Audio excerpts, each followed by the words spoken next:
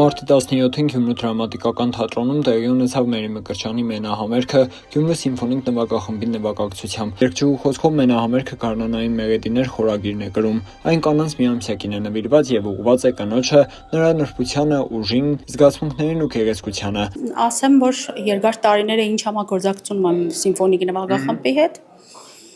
եւ եկավ այն պահը, որ հասկացանք, որ կարելի է նաև մենահամերգով հանդես գալ, քանի որ մենահամերգով ավելի շատ դրսում եմ հանդես եկել, շատ մեծ ցանկություն ունեի նաև իմ հայրաքաղաքում նաև ունենալ մեծ լսարանի մոտ մենահամերգ։ Ներկաներն ունկնդրեցին հոգևորից մինչև դասական կատարումներ, որոնց շարքում էին հայ, ռուս եւ արևմտաեվրոպական կոմպոզիտորների ստեղծագործությունները։ Գյումրու սիմֆոնիկ պետական նվագախմբի տնօրեն Սոնա Հովհաննիսյանի խոսքով համագործակցությունը երկուստեք սպասված էր։ Վայո, Մերի Մկրտչյանը մեզ համար շատ կարևոր սոպրանոներից է։ Գյումրիում այսօր եւ դասավանդում է եւ սերունդ է ձևավորում իր գեղեցիկ ձայնով, բայց նաեւ Գյումրու պետական սիմֆոնիկ նվագախմբի հետ արդեն իսկ ունեցած իր փորձը տանում էր այն եզրահանգմանը, որ մեծ բեմը սպասում է մեր համագործակցային ծրագրին։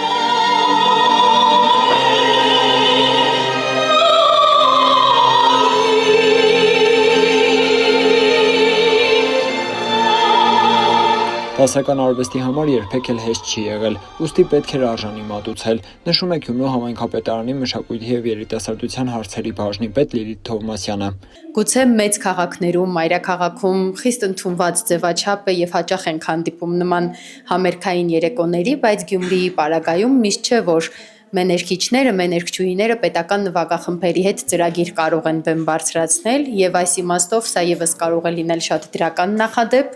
Հուսամ, որ այս երևույթը ոգևորություն է փոխանցում ոչ միայն մեներգչուհի Մերի Մկրտչյանին, այլև բոլոր այն ստեղծագործողներին, ովքեր գուցե հիմա մտածեցին նույնատիպ համերգային ծրագրեր ունենալ պետական սիմֆոնիկ նվագախմբի հետ։ Համագործակցությունը ստացված են համարում նաև գործընկեր կազմակերպությունների ներկայացուցիչները։ Շատ գեղեցիկ էր համերգը եւ ասեմ, որ շատ կարեւորում եմ մշակութային քաղաքում նման միջոցառումները եւ դասական երաժշտության երեկոները, որոնք շատ հաճելի է եւ քաղաքի նոր մշակութային շունչ են հաղորդում։ Սիմֆոնիկ նվագախումբը փաստում է, որ հնարավորություն է տալիս քաղաքին վայելելու նման երեկոներ համագործակցությամբ տարբեր արվեստագետների, որը մեծ պատիվ էր, որ այսօր Մերի Մկրտչյանը հանդես է գալիս դրամատիկական թատրոնի բեմից եւ իր տաղանդը ցույց է տալիս գյումրեցի հանդիսատեսին։ Հանդիսատեսը փաստեց, դասական երեկոն ստացված էր։ Հրաչ Սահակյան, Խան Հովհաննիսյան, այսօր։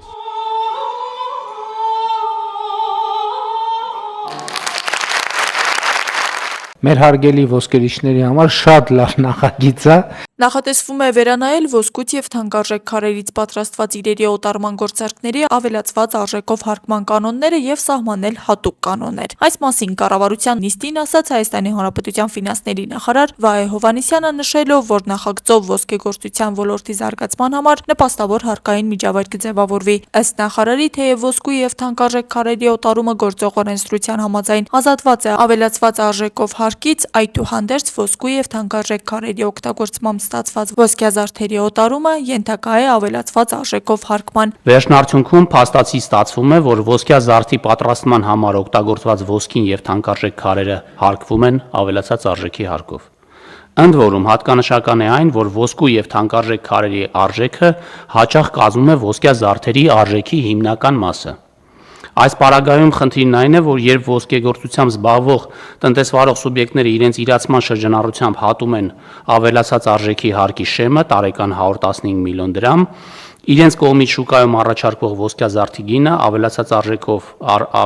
արժեքի հարկով պայմանավորված կտրուկ աճում է եւ ոսկյազարդը գնային առումով դառնում է ոչ մրցունակ։ Մյուս կողմից ըստ Վահե Հովհաննիսյանի ոսկին եւ թանկարժեք քարերը առանձնահատուկ հումքի տեսակներ են, այն իմաստով, որ արժեշղթայի մի օղակից մյուսը անցնելով հումքից զարդ դառնալով պահպանում են իրենց արժեքը եւ հետագայում կարող են օգտագործվել մեկ այլ զարդ պատրաստելու համար։ Այսինքն հումքի այս տեսակները կարող են բազմակի լինել արժեշղթայի օղակներում։ ինչը բնականաբար չի նշանակում, որ յուրաքանչյուր անգամ դրանց արժեքի չափով նոր արժեք է ստեղծվում։ Հետևաբար յուրաքանչյուր անգամ այդ հումքից արժեքը ավելացված արժեքով հարկով հարկելը ըստ նախարարի արդարացի չէ։ Վերոնշյալը հաշվի առնելով նախագծով առաջարկվում է սահմանել երկու առանձին կարգավորում ոսկուց եւ թանկարժեք քարերից պատրաստված իրերի արտադրողների եւ դրանք վերավաճառողների համար։ Մասնավորապես առաջին կարգավորումը արտադրողների համար առաջարկում է սահմանել, որ ավելացած արժեքի հարկով հարկում է ոսկյա իրի օտարման գնի եւ դրա արտադրության համար օգտագործված ոսկու եւ թանկարժեք քարերի ձեռքբերման գնի դրական տարբերությունը։ Օրինակ, եթե արտադրողը ոսկյա զարդը վաճառում է 100 միավորով եւ եթե այդ զարդի պատրաստման համար ունի ոսկու փաստաթղթավորված ծախս 60 միավորի չափով եւ ադամանդի փաստաթղթավորված ծախս 25 միավորի չափով, ապա ավելացած արժեքի հարկը պետք է վճարի ոչ թե 100 միավորի հաշվարկով, այլ 15 միավորի հաշվարկով, այսինքն 100-ից հանած 60 հանած 25։ Երկրորդը առևտրական արք ու վաճառքի գործունեությամբ զբաղվող անձանց համար առաջարկում է սահմանել, որ ԱԱՀ-ով հարկում է ոսկյա իրի օտարման գնի եւ դրա ձեռքբերման գնի դրական տարբերությունը։ Օրինակ, եթե ոսկյա զարդի վերավաճառող զբաղվողը արտադրողից 100 միավորով ձեռքբերված ոսկյա զարդը վաճառում է 120 միավորով, ապա ԱԱՀ-ն պետք է վճարի ոչ թե 120 միավորի հաշվով, այլ 20 միավորի հաշվով։ Վարչապետ Նիկոլ Փաշինյանը պարզաբանեց նախագիծը բարդ է, բայց ոսկերիչների համար շատ լավ նախագիծ է, որը կօգնի հարստանալ եւ հարստացնել եւ արդյունքում տեղական ոսկերչական արտադրանքը ներմուծվողի համեմատությամբ կբարձրացնի մրցունակությունը։ Կարակ ընդունել, որ նաեւ տուրիստական սեզոնը հիմա ակտիվանում է, որ մեր ոսկերիչների վաճառքները էականորեն մեծանան եւ մենք համոզված ենք, որ այդ էֆեկտը անպայման լինելու է։ Ակնկալվում է, որ նախագծի ընդունումը էապես կբարելավի այս ոլորտում գործող հազարավոր տնտեսվարողների գործունեությունը եւ մեծապես կնպաստի ոսկեգործության ոլորտի զարգացմանը։ Աստղիկ Խաչատրյան այսօր։ Լեռնային Ղարաբաղը միշտ եղել է Ադրբեջանի կազմում եւ Հայաստանը այն միշտ ճանաչել է Ադրբեջանի կազմում, ուղղակի դա թաքցվել է։ Լրագրողների հետ ճեպազրույցում այսօր ասել է վարչապետ Նիկոլ Փաշինյանը։ Եվ 2000 չեմ հիշում, որ 5, 6, գուցե 10, 15 կամ որևէ թվականին Հայաստանում տարա բնակեցման ծրագիրը հաստատելու process-ը տեղի ունեցել եւ կցված են փաստաթղթերը, որտեղ Հայաստանի Հանրապետության կառավարության փաստաթղթերը, որտեղ Հայաստանից արևելք հատվածները, Հայաստանի սահմանագծված է, այնպես ինչպես մենք արձանագրել ենք խաղաղության նախասահմանագրված համաձայնագրում, իսկ դրանից արևելք մեծ տառերով գրած Ադրբեջան։ Դա Հայաստանի Հանրապետության կառավարության պաշտոնական փաստաթուղթն է։ Այս այդքան ակնհայտ բան է։ Մեր խնդիրն ինչ է, որ մենք ըստ էության Հայաստանի Հանրապետության ժողովրդից եւ Ղարաբաղի ժողովրդից էլ թաքցվել է իրողությունը։ Ինչի է թաքցվել իրողությունը։ Ինչի է թաքցվել 1996 թվականի Լիսաբոնի գագաթաժողովի իրողությունը։ Հիմա էլ փաստաթղթերը ամբողջությամբ հրապարակված են։ Էլ չկա այդ վայ հրապարակեք փաստաթղթերը։ Հրապարակված են փաստաթղթերը, բա ուր են այդ փաստաթղթերի, ինչու աղմուկ չկա այդ փաստաթղթերի մասին։ Չկա, որովհետև ամեն ինչ հրապարակված է։ Ամեն ինչ հրապարակված է եւ ամբողջ ճշմարտությունը դրված է ժողովրդի առաջ։ Բայց այդ ճշմարտությունը դեռ ունի զարգանալու տեղ, որ այդ պատմությունը ընդամենը եղել է հետեւյալը. Հայաստանի անկախ պետություն լինելը թույլ չտալը։ Եվ այդ process-ը ղեկավարել են Լևոն Տեր-Պետրոսյանը, հետո Ռոբերտ Քոչարյանը, հետո Սերժ Սարգսյանը, հիմա էլ նրանց հարակից ռուսաստանա-բելարուսական օլիգարխներին են բերել, հասկանալով, որ իրենց քարտը մարված է, հիմա էլ ռուսաստանա-բելարուսական օլիգարխներին են բերել։ Իմիջայլոց, այդ որ ինչի այդ հանրային հաղորդակցություն ինչի տեղի չի ունենում։ Ես հիմա ուղիղ եթերով եւ տասնյակ բաներով, առիթներով, ես նույնիսկ մարդկանց հետ շփվում եմ ուղիղ եթերում։ Ինչի ով է զրկված ուղիղ եթերից։ Այդ որ մեկ էլ հիմա ասում են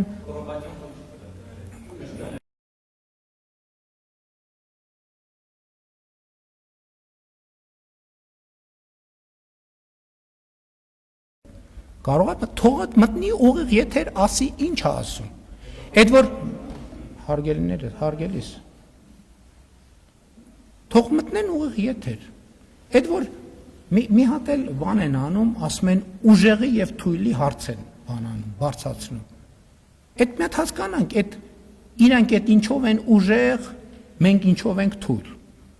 Եթե կարան իրանք 30 անգամ ասենք ձգվեն այդ օլիգարխները, թող ուղիղ եթերում 30 անգամ ձգվեն։ Ես չեմ կարա 30 անգամ ձգվեմ, անկեղծ ձեզ ասեմ։ Բայց ես կարամ 100 կիլոմետր հեծանիվ քշեմ։ Ազգային ժողովից հայտնում են ազգային ժողովի կանոնակարգ սահմանադրական օրենքի 155-րդ հոդվածի առաջին մասի համաձայն Հայաստանի Հանրապետության ազգային ժողովի падգամավոր Վլադիմիր Վարդանյանը 2026 թվականի մարտի 19-ին հրաժարականի դիմում է ներկայացրել։ Ազգային ժողովի կանոնակարգ սահմանադրական օրենքի 155-րդ հոդվածի երկրորդ մասի համաձայն, եթե հրաժարականի հրապարակումից հետո 1 շաբաթվա ընթացքում падգամավորը գրավոր դիմումով հետ է վերցնում հրաժարականի մասին իր դիմումը, ապա ազգային ժողովի նախագահն այդ մասին հանդես է գալիս հայտարարությամբ, եթե հետ չի վերցնում հրաժարականի մասին իր դիմումը, ապա նրա լիազորությունների դադարման մասին կազմվում է արձանագրություն, որը ստորագրվում եւ հրապարակում է ազգային ժողովի նախագահը։ Արձանագրության հրապարակման պահից հրաժարականը համարվում է ընդունված։ Ինչպես տեղեկացրել էինք, Հայաստանի Հանրապետության նախագահի կողմից Վլադիմիր Վարդանյանի թեկնածությունն առաջադրվել է Հայաստանի Հանրապետության Սահմանադրական դատարանի դատավորի Թափուր պաշտոնում։ 2025 թվականի դեկտեմբերի 25-ից մեր երկրում ուժի մեջ մտավ առողջության համընդհանուր ապահովագրության մասին օրենքը, որի համաձայն էլ այս տարվա հունվարի 1-ից իրականացվում է առողջության համընդհանուր ապահովագրության փուլային ներդրում։ Այս շաբաթ ազգային ժողովի Հայաստան խմբակցությունն առողջության իրավունք ու բժշկի ձայն հասարակական կազմակերպությունները կազմակերպել էին աշխատանքային քննարկում առողջության համընդհանուր պարտադիր ապահովագրությունը Հայաստանում հիմնախնդիրներ թեմայով։ Աշխատանքային քննարկմանը մասնակցում էին ազգային ժողովի ընդդիմադիր Հայաստան եւ պատիվ ունեմ խմբակցությունների падգամավորներ, գործող բժիշկներ, հասարակական կազմակերպությունների ներկայացուցիչներ, մասնագետներ մարդու իրավունքների պաշտպանի գրասենյակից։ Քննարկման մասնակիցները կարևորեցին առողջության համընդհանուր ապահովագրության համակարգի ներդրումը, անդրադառնալով առկա հիմնախնդիրներին, որոնցից հիմնականը ըստ նրանց բժիշկների ծանրաբեռնվածությունն էր եւ նրանց վարձատրության անհամաչափ մեթոդաբանությունը։ Ելույթ ունեցողները նշեցին, որ տվյալ քննարկման նպատակը ոլորտում առկա խնդիրների հետ առերեսվելու ցանկությունն է, ինչպես նաեւ բժշկի արժանապատվության վերականգնումն ու առկա թերությունների վերացումը։ Ես սովորել եմ դեղագիտություն եւ 5-րդ կուրսում ղեկավարի կողմից հրավիրվել եմ գիտահետազոտական կենտրոն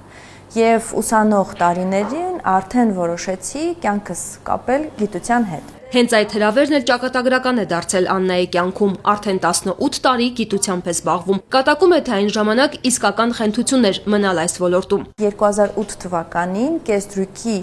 կրտսեր գիտաշխատողի աշխատավարձը եղել է 12100 դրամ։ Այսօր արդեն ֆարմացիայի ինստիտուտի երիտասարդ տնօրենը գիտության ոլորտը համարում է ոչ միայն ամենահետաքրքիրը, այլև կատարած աշխատանքի դիմաց համարժեք վաստակելու, արժանապատիվ ապրելու հնարավորություն։ Իդեպ գիտաշխատողների 53%-ը կանայք են, ղեկավար պաշտոններ զբաղեցնում է 30%-ը։ Կան տարատեսակ դրամաշնորհեր, օրինակ ասպիրանտական ծրագիր, ամրապնդման ծրագիր, հեռավար,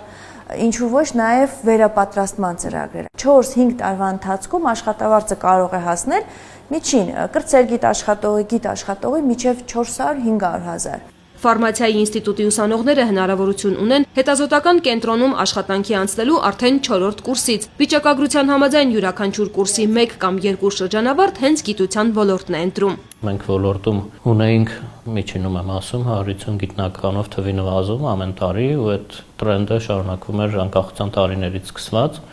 ինչը բավականաչափ մտահոգիչ էր, ու մենք հասել ենք ինչ-որ կետի, որ անվտանգավորության աստիճան արդեն հասունացած էր։ Մենք կարողացանք արդեն 3-րդ տարին է, եթե չեմ սխալվում, գրանցել գիտնականների թվի էական աճ, այսինքն ինքը համահասցնում է կոմպենսացնի այդ 150-ով պակասելը, նաև դրա վրա ավելանում է մոտավորապես տարեկան 200 նոր գիտնականների մուտք համակարգ։ Հայաստանում գիտության ֆինանսավորումը 2017 թվականի համեմատ աճել է 2.8 անգամ։ Եթե այն ժամանակ ֆինանսավորումը կազմում էր 14.3 միլիարդ դրամ, ապա 2025 թվականին արդեն 42 միլիարդ դրամ է եղել։ Հատկացված գումարը ծախսվում է ատեստավորումների միջոցով աշխատավարձերի բարձրացման եւ տեխնիկական վերազինման նոր սարքավորումների ձեռքբերման վրա։ Լաբորանտի կամ ճարտարապետի աշխատավարձը բարձրացել է կրկնակի 67,000-ից դառնալով 138,000 դրամ։ Ավագ լաբորանտի աշխատավարձը կրկնակիից ավելի է բարձրացել 76,000-ից հասել է 179,000 դրամի։ Եռապատկվել եւ քառապատկվել են նաեւ կրտսեր գիտաշխատողից մինչեւ գլխավոր գիտաշխատողի աշխատավարձերը։ Շատ ավելի բարձր են ստանում նաեւ գիտական խմբի եւ գիտական ստորաբաժանման ղեկավարները։ Կառավարության ֆինանսավորման ավելացումը բերեց նրան, որ մենք ներկայիս դրությամբ ունենք խոշորագույն, տենց ներդրումներ ոլորտում աննախադեպ չափերի գիտական սարքավորումների ձեռքբերման առումով, որոնցից արդեն իսկ 5 միլիարդ դրամը ձեռք է բերվել եւ տեղափոխվել է անպատասխան գիտական կազմակերպություններ, մնացած մասը գտնվում է ձեռքբերման փուլում։ Սա մեր տվյալների մշակման կենտրոնի մուտքն է։ Ինձ ճանաչում է եւ մտնում ենք։ Սովորական կենտրոն չէ, մուտք գործելու պայմաններն էլ հատուկ։ Որ ներսը շատ չկեղտոտենք։ Երևանի պետական համալսարանի արհեստական բանականության կենտրոնն է, այսպես կոչված սուպեր համակարգիչը։ Այստեղ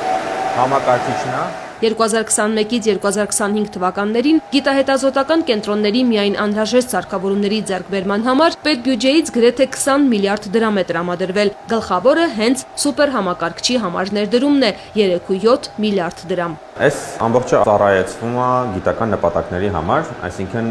գիտական լաբորատորիաները, որոնց գործունեության համար անհրաժեշտ են մեծ ծավալի հաշվարկներ, այս համակարգչին կարողանում են հասանելիություն ստանալ եւ իրենց հաշվարկները տեղադրել ստեղ։ Սուպեր համակարգիչը գործի է անցել այս տարեսկզբից, այսպիսի հնարավորություն ունենալը տարիներ շարունակ երազանք է եղել բազմաթիվ գիտնականների համար։ Արհեստական բանականության մոդելներ պատրաստող Հերանտի թիմը միայն հունվարին կարողացել է 6 ամսվա գործ կատարել։ Հետազոտական աշխատանքներ իրականացնելու, արագ արդյունք ստանալու, նոր փորձեր կատարելու բացառիկ հնարավորություն է սա։ Հիմնական հաշվարկները, որոնք այս համակարգիչներում պիտանի են, դրանք այդ արհեստական բանականության հետ կապված հաշվարկներն են։ Ինչպես ստեղծել նոր արհեստական բանականություն, այդ գործի համար հենց այս տեսակի հաշվողական ռեսուրսներ են պետք։ Այս պահին համակարգչով աշխատելու հնարավորություն ունեն առայժմ Երևանի պետական համալսարանի գիտական խմբերը, բայց այլ ինստիտուտներից եւս շուտով կկարողանան միանալ գերհամակարգչին։ Այս հսկայի ճշգրիտ աշխատանքի համար ամեն բան մանրակրկիտ մշակված է։ Այսպես կոչված հերթի համակարգը թույլ է տալիս աշխատել անխափան, անկախ ծանրաբեռնվածությունից։ Անհրաժեշտության դեպքում կատարում է առաջադրանքները անգամ գիշերը, երբ հանգստանում են հանձնարարություն տվողները։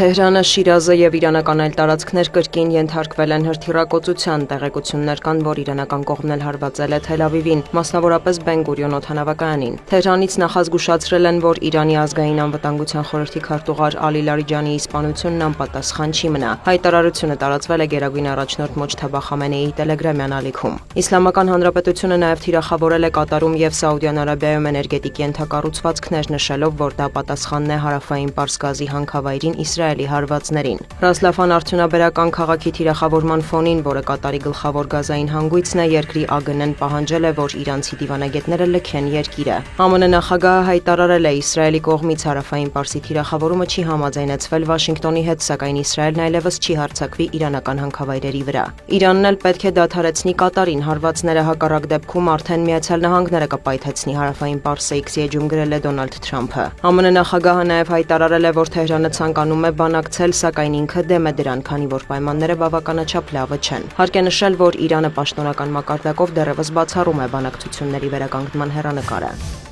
Ադրբեջանի արտգործնախարար Ջեյհուն Բայրամովը Էր-Ռիադում արաբական եւ իսլամական երկրների արտաքին գործերի նախարարների խորհրդակցական հանդիպման շրջանակում հույս է հայտնել, որ Իրանը հետաքննություն կանցկացնի մարտի 5-ին իրանական ԱԹՍ-ներով Նախիջևանի թիրախավորման հետ կապված։ Հիշեցնենք, որ Թեհրանը հերքել է տեղի ունեցածի հետ կապը մեղադրելով Իսրայելին։ Հուսով ենք նման բան չի կրկնվի, Մերձավոր Արևելքում ճգնաժամը պետք է անհապաղ կարգավորվի։ Էսկալացիայի հետևանքներն ավելի լայն տարածաշրջանային եւ գլոբալ ռիսկեր են ստեղծում, հավելել է Բայրամովը։ Նա Սաուդյան Արաբիայում նաև հանդիպել է Թուրքիայի արտաքին գործերի նախարարի հետ։ Ջեյհուն Բայրամովը եւ Հական Ֆիդանն ընդգծել են տարածաշրջանային կայունության, պետությունների ինքնիշխանության ու տարածքային ամբողջականության նկատմամբ հարգանքի կարևորությունը։ Ռուսաստանի նախագահի մամուլի քարտուղարը հայտարարել է, որ Մոսկվայի եւ Կիևի միջև Վաշինգտոնի միջնորդությամբ ընթացող բանակցություններում այժմ դադար է, սակայն տնտեսական հարցերով ռուս-ամերիկյան երկկողմ աշխատանքային խմբի շրջանակներում շփումները շարունակվում են, հավելել է Դմիտրի Պեսկովը։ Միևնույն ժամանակ Կրեմլի խոսնակը նշել է, որ Ռուսաստանը կշարունակի գործակցել Ուկրաինայի հետ գերիների եւ զոհված զինծառայողների մարմինների փոխանակման հարցով։ Ավելի վաղ հայտարարվել էր, որ ռուս-ուկրաինական կարգավորման բանակցային գործընթացը դադարեցվել է Մերձավոր Արևելքում զարգացումներով պայմանավորված։ Այս ֆոնին Կիևը եւ Մոսկվան հայտնում են փոխադարձ հարվածների մասին, Օդեսայում բնակելի շենքեր են վնասվել, առնվազն 3 մարդ է վիրավորվել։ Ռուսաստանի ՊՆ տվյալով ուկրաինական ուժերն էլ 130-ից ավելի ԱԹՍ են արձակել դաշնության ուղղությամբ։ Թիրախում են հայտնվել Կրասնոդարի երկրամասը, Կուրսկի, Ռոստովի մարզերը եւ այլ տարածքներ։ Դիանա Գասպարյան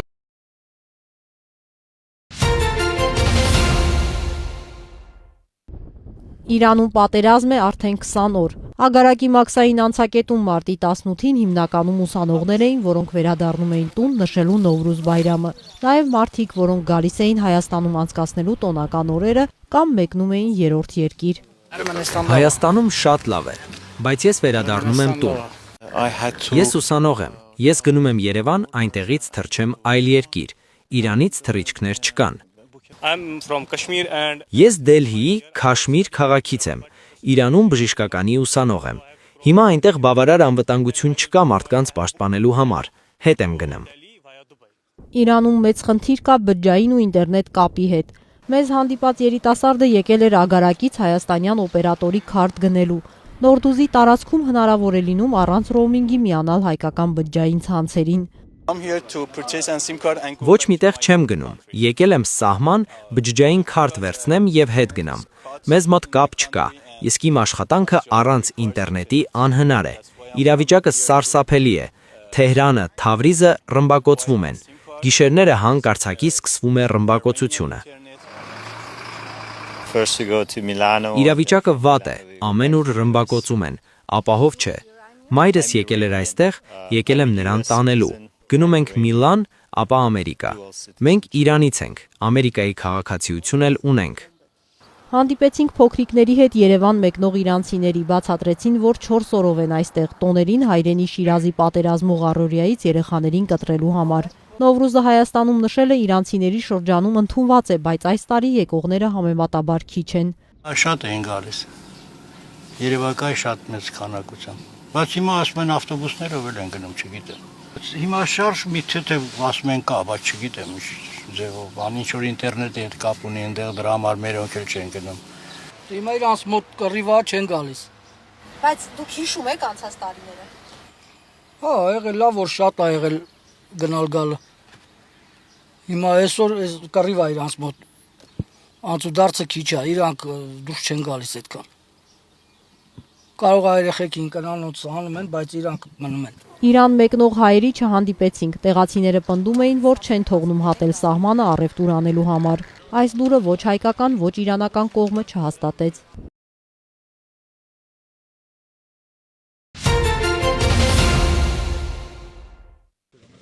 Հայաստանի Հանրապետության կառավարության կողմից հանրապետությունում իրականացվող մանկապարտեզների վերակառուցման հիմնանորոգման ցանկում են նաև Սևան համայնքի մանկապարտեզները։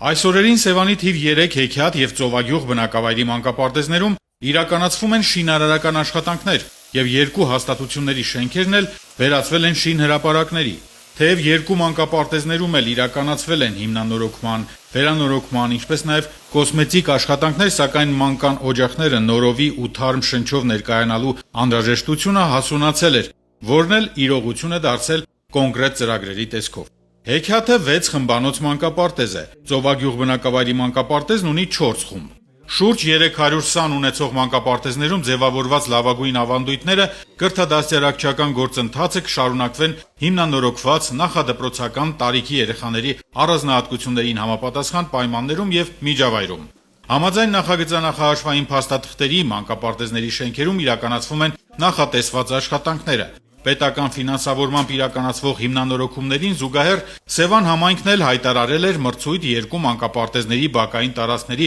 բարեկարգման եւ կահավորման նախագծանախահաշվային փաստաթղթերի կազմման համար։ Շահող կազմակերպությունն արդեն իրականացնում է համապատասխան աշխատանքները։ Ամիսներ անց Սևան համայնքի բնակիչներն ու նրանց փոքրիկները կստանան ժամանակակից չափորոշիչներին համապատասխան մանկան օջախների հիմնանորոգված շենքեր։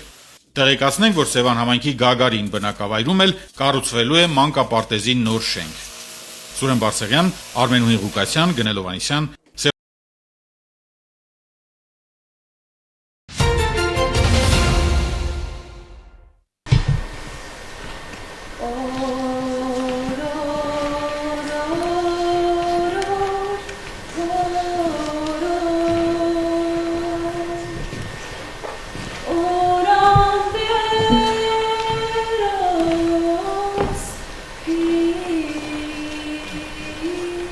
Հովհաննես Աբելյանի անվան դրամատիկական թատրոնի բեմում Վանաձոր համայնքի երիտասարդներն էին, որտեղից ենք մենք եւ ուր ենք գնում խորագիրը կրող ներկայացման, որը նվիրված է ազգային մշակույթի կարևոր բաղադրիչներից մեկին՝ գորգագործությանը։ Ներկայացումը իրականացվում է թատրոնը որպես ինքնություն ծրագրի շրջանակներում, որը ենթածրագիրն է երիտասարդները գործելիս Հայաստանում երիտասարդների զորեղացման եւ առաջնորդության խթանման ծրագրի։ Նպատակ ունի գորգագործության միջոցով ներկայացնել մեր ազգային ինքնության պահպանության գաղափարը եւ նպաստել դրա շարունակականությանը, քանի որ մենք ունենք հսկայական մշակութային ժառանգություն եւ մեր համայնքում հատկապես կար կարիքը այդ ժառանգությունը կերտելու եւ նոր սերնդին փոխանցելու համար։ Եվ մենք հենց փորձեցինք այս ծրագրի միջոցով այդ ամենը իրագործել։ Վանաձոր համայնքի երիտասարդների հետ համատեղ մենք նախ ինքներս սովորեցինք մեր մշակույթը, դրա արմատները եւ այսօր էլ ներկայացման միջոցով փորձում ենք այդ ամենը փոխանցել հանդիսատեսին։ 7-օրյա ճամբար դասընթացի ընթացքում մասնակիցներն ստացել են գիտելիքներ ու մշակել սեփական համայնքային ծրագրերը արձագանքելով իրենց բնակավայրերում առկա խնդիրներին։ Ծրագիրը հնարավորություն է տալիս երիտասարդներին բարձրաձայնել իրենց ուզող թեմաները, զարգացնել հաղորդակցման հմտությունները եւ մասնակցել համայնքային կյանքին, հանդես գալով որպես նախաձեռնող եւ պատասխանատու քաղաքացիներ։ Նպատակն է նպաստել երիտասարդների քաղաքական եւ քաղաքացիական կրթության, գիտակցության բարձրացմանը, նաեւ քաղաքական կյանքում ներգրավվածությանը, ինչպես նաեւ համայնքում դրական փոփոխություններ բերելու։ Առաջնորդության լավ ծրագրի շրջանակներում իրականացվել է 30 նախաձեռնություն, որոնցից մի քանիսը իրականացվել են Լոռու մարզում։ Ծրագիր ունենք, որը իրականացվել է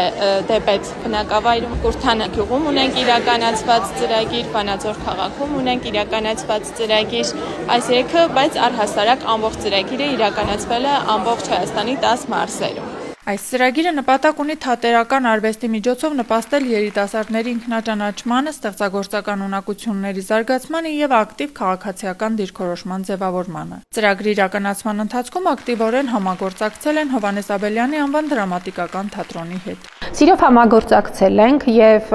խմբին կցել ենք Հայաստանի Հանրապետության վաստակավոր արտիստ, թատրոնի երկարամյա դերասան Արամ Մխիթարյանին։ Եվ Արամ Մխիթարյանը երեխաների հետ աշխատելով կարծում եմ ստացել է բավականին հետաքրքիր վերջնարդյունք, ով ենք, որտեղից ենք գալիս, ուր ենք գնում ներկայացումը։ Ես կարծում եմ այսօրվա ամփոփումից հետո մենք կկարողանանք խոսել ողջունելի նախաձեռնության, նաև շարունակական լինելու մասին։ Որտեղից ենք մենք եւ ուր ենք գնում խորագիրը գրող ներկայացմամբ այս ծրագիրն ամփոփում սակայն չի ավարտվում, ասում են նախաձեռնողները։ Քանի որ ազգային մշակույթը, արժեքները ամենօրյա ուսումնասիրության, բարձրաձայնման ու կիրառման կարիք ունեն։ Աշխեն Սուքիասյան, Հայկ Վարդանյան։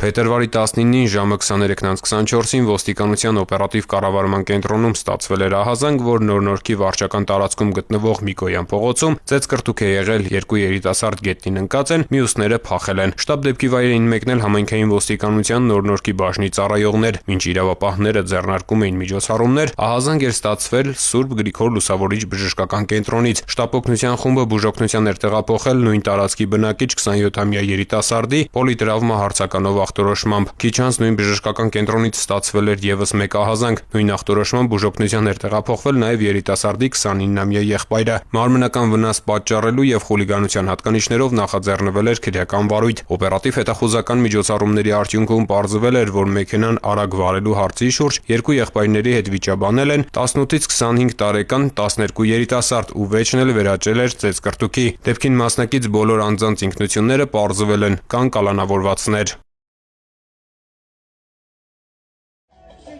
Օրերս համացանցում տարածվել էր տեսանյութ, որում Լադա ավտոմեքենաների վարորդները մայրաքաղաքի Արգիշտիի փողոցում բացահայտ անհարգալից վերաբերմունք դրսևորելով երթևեկության մասնակիցների նկատմամբ կոպիտ կերպով խախտում են ճանապարհային երթևեկության ու համակեցության կանոնները։ Երևանի պարեկները մեքենաները հայտնաբերել եւ տեղափոխել են պահպանվող հատուկ տարածք։ Ներքին գործերի նախարարության ոստիկանությունը հորդորում է խստագույնս պահպանել ճանապարհային երթևեկության կանոնները, դրսևորել զուսպ եւ իրավահարկ վարքագիծ։ Բոլոր իրավախախտները հայտնաբերվելու եւ ենթարկվելու են պատասխանատվության։